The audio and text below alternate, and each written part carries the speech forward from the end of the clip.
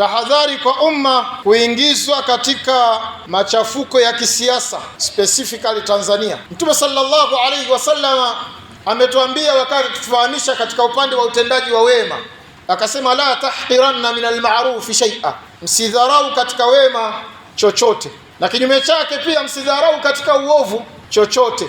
Lakini pia katika masala ya kiusalama kwa ngazi ya mtu binafsi na ngazi ya jamii, hamtakii kudharau statement yoyote, ni lazima tuwe hadhir. Naweza kuwa msishughulike na hayo mambo, tukasema kwamba sisi mambo ya siasa ni kama hatupo, hatufanyi nini, lakini wadhuriwa wa namba moja wanaweza kutokea tukawa ni sisi. Na bahati nzuri Qur'ani haikutuacha hivi. Allah subhanahu wa ta'ala amebainisha kila kitu kwenye Qur'ani,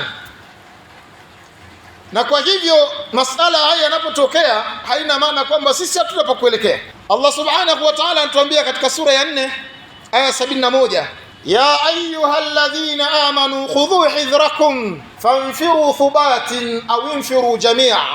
Khudhu hidhrakum, chukueni tahadhari yenu, fanfiru thubatin aw infiru jami'a. Wakati ule akizungumza na Mtume sallallahu alaihi wasallam na masahaba, wakati wakitoka katika vita, ama linatoka kundi moja moja au wanatoka pamoja, lazima wachukue tahadhari dhidi ya maadui zao. Aya hii pia tunaweza kuihawilisha, kuitoa katika mji wa Madina tukaileta pia katika mazingira yetu ya Tanzania.